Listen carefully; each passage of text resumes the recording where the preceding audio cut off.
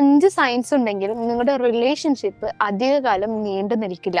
Number 1, എന്തെങ്കിലും ഒരു fight ഉണ്ടായതിനു ശേഷം നിങ്ങൾക്ക് ഈ റിലേഷൻഷിപ്പ് അധികം ലാസ്റ്റ് ചെയ്യില്ല. ഇതൊരു ബ്രേക്കപ്പിലാണ് അവസാനിക്കുക എന്നൊരു തോന്നൽ.